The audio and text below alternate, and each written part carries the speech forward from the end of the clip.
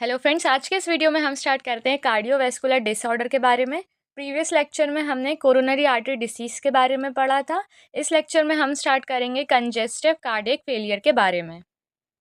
सबसे पहले हम देख लेते हैं डेफिनेशन कंजेस्टिव कार्डियक फेलियर। इसे हम CCF भी कहते हैं। सबसे पहले हम इसकी डेफिनेशन देखें तो congestive cardiac failure is a condition in which the heart is unable to pump blood effectively to meet the body's needs leading to congestion of blood in lungs and body tissues.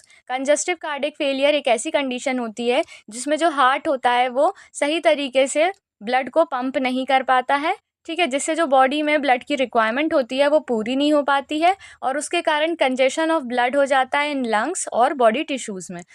फिर next हम इसके causes देख लेते हैं। Hypertension के कारण ये हो सकती है, कोरोनरी आर्टरी डिसीज़ के कारण हो सकती है, क्योंकि कोरोनरी आर्टरी डिसीज़ हो रही है तो हार्ट जो है वो सही तरीके से ब्लड पंप नहीं कर पाएगा, ठीक है। मायोकार्डियल इन्फेक्शन के कारण ये हो सकता है, वॉल्वर हार्ट डिसीज़ के कारण भी हो सकता है, cardiomyopathy, congenital heart disease, arrhythmias और सीवियर एनीमिया, तो ये सारे हो जाते हैं इसके कॉजेज़।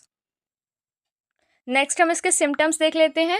तो इसके सिम्टम्स होते हैं shortness of breath, fatigue and weakness, swelling of legs and ankles, oedema, फिर ऑर्थोपोनिया मतलब difficulty breathing while lying down, फिर उसके बाद आता है paroxysmal nocturnal dyspnoea, persistent cough with frothy sputum, rapid heart beat जिसे हम टैकीकार्डिया भी कहते हैं, weight gain due to fluid retention, ठीक है। तो ये सारे हो गए इसके सिम्टम्स। फिर इसकी नेक्स्ट हम पैथोफिजियोलॉजी देखें तो heart pumping ability decrease, heart की जो पंपिंग एबिलिटी होती है वो इसके में डिक्रीज हो जाती है।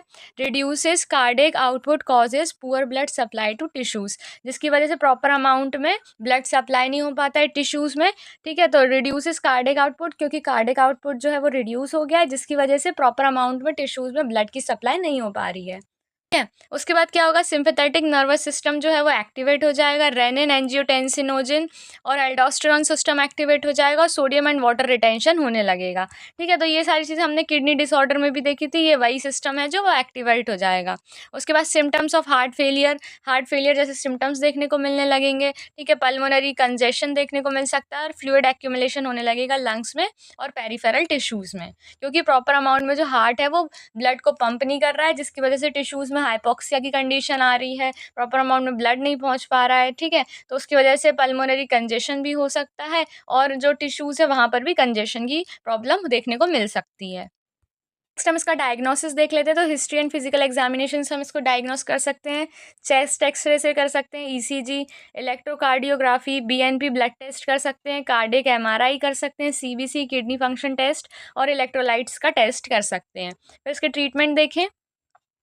सबसे पहले हमें लाइफस्टाइल मैनेजमेंट करना चाहिए पेशेंट का, जैसे कि सॉल्ट रेस्ट्रिक्शन कर देना चाहिए, फ्लूइड रेस्ट्रिक्शन, रेगुलर एक्सरसाइज करने को कहना चाहिए, वेट मॉनिटरिंग करना चाहिए पेशेंट का और स्टॉप स्मोकिंग और अल्कोहल इसके लिए पेशेंट को मना करना चाहिए। फिर उसके बाद हम मेडिकेशंस दे सकते हैं, डायूरेटिक्स दे सकते हैं, ACE इनहिबिटर्स, ARBs दे सकते हैं, बीटा ब्लॉकर्स, डाइगॉक्सिन दे सकते हैं और वैसोडाइलेटर्स भी दे सकते हैं। फिर एडवांस ट्रीटमेंट अगर हमें करना है तो ऑक्सीजन थेरेपी दे सकते हैं, पेसमेकर दे सकते हैं, ठीक है। कोरोनरी आर्टरी बाईपास सर्जरी कर सकते हैं और हार्ट का ट्रांसप्लांटेशन भी कर सकते हैं, ठीक है। तो ये सारे होगा इसके ट्रीटमेंट। तो आज का हमारा लेक्चर यहीं होता है कंप्लीट। मिलते हैं नेक्स्ट वीडियो में। Thank you.